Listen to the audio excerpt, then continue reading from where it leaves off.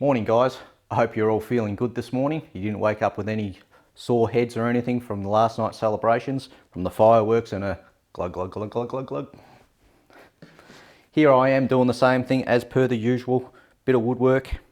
Today I'm going to be shaping the curves on the legs, so there's a concave curve on the fronts and sides of the legs.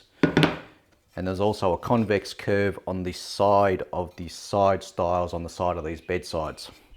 So that's what we're going to be doing now. The side stiles, I can use this curve here, which is one of the curves that I used to create the bent laminations for the live edge desk that I was building. It's sitting right in front of me there. I'll get back to it one day. So I got really lucky with that because that radius is, it's 2 meter radius on the bent lam form, and here I wanted 1.85 meters radius. So I'm within 150 mil in radius, which across this distance here, it's pretty much the same curve. So I can use this and that together. Perfect, don't have to fart around making a template for that, even though I will.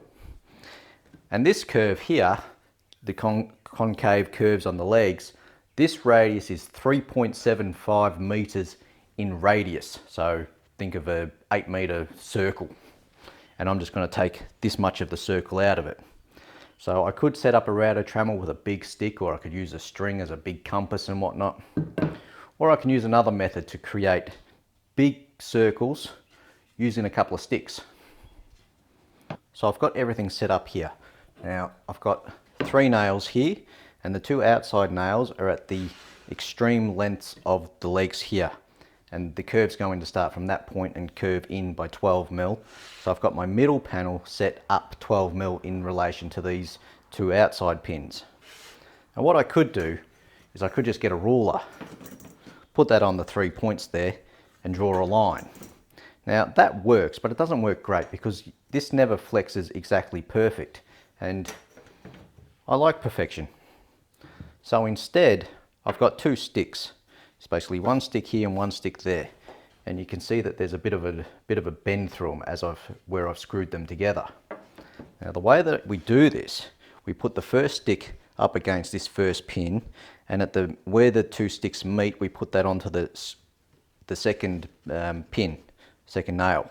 So it's hard up against there and hard up against there. And you can see this back leg there, that runs parallel with this back edge here. We don't want it on this pin at the moment.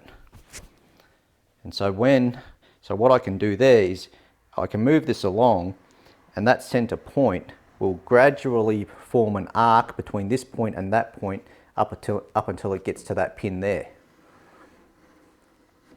And so all I need to do is get a pencil, put it on that mark, and try to keep them on the same, keep the pencil in the same point, and draw it. I think my pencil's broken, or we'll see how we go. Oops, messed it up. Oh, my pencil is working. And now I've got a nice gentle arc through there. I can do the same on the other side.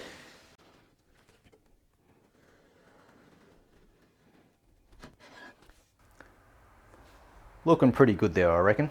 And also on this, I want to make this template double-sided. I want the legs to be on this side, and I want the side stiles to be on the other side. So I'm going to put the shape of the side stiles onto the other side here.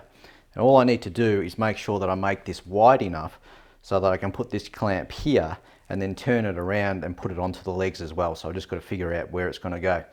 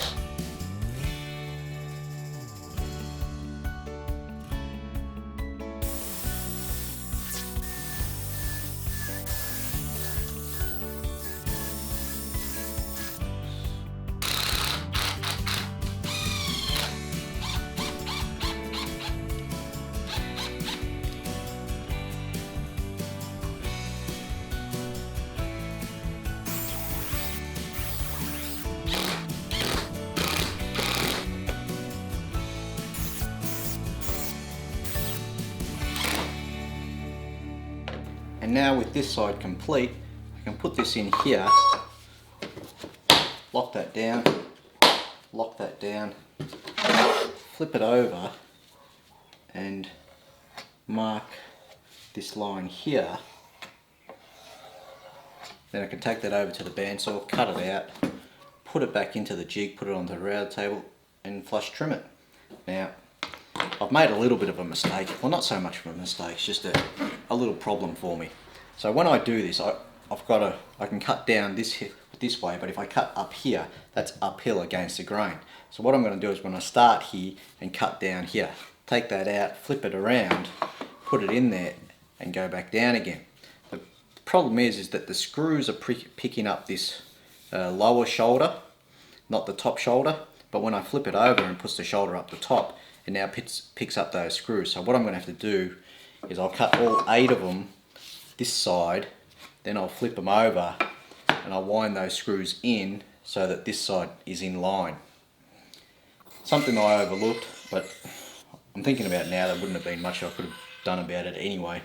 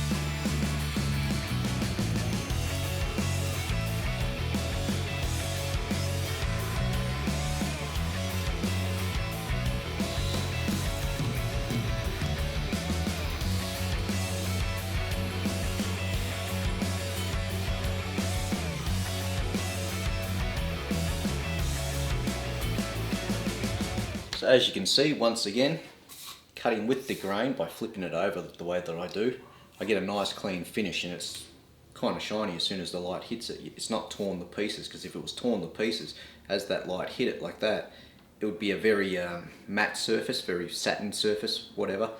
But this is reflecting the light just beautifully, with no gouges through it. So that's really good. These legs here, I'm going to have to do these tomorrow now.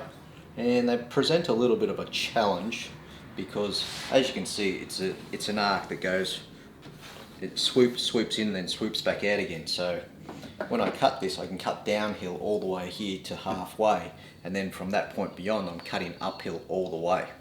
I really hate cutting uphill with a router, especially with Tasmanian blackwood. It's very, very splintery and it will tear it to pieces. So what I'm going to have to do, I'm going to have to cut down here, and then I can flip the first face over so it's still nice and flat on the bottom, and I can cut downhill again. That's no dramas. But when I need to cut the other face here, or was it this face here, I've now got one of these faces which is scalloped. So okay, the first pass, no dramas, I can cut halfway, but remember that top surface is now scalloped. When I flip that over, I now have got a scalloped face down hard on here, and it's that surface there and that surface there that creates the resistance, so that when the cutter comes through and tries to rip it, because the cutter's constantly trying to pull the timber into the cutter, so it's that what makes the resistance, the friction. So what I'm going to have to do is I'm going to have to create a little hump so that this can sit down on top of that hump, clamp it down very tight, and cross my fingers, cross my toes, cross my legs, and hope it works. See you tomorrow.